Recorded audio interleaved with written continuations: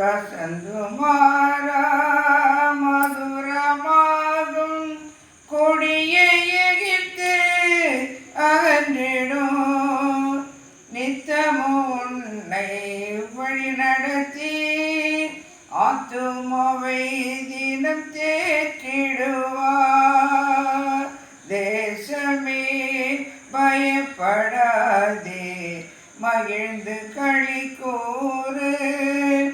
ஆற்றலாலும் அல்லவே, சக்தியினாலும் அல்லவே, ஆவியினாலே ஆகும் என்று ஆண்டவர் வாக்கு அருளினாரே. தேசமே பயப்படாதே, மகிழ்ந்து களி கூறு.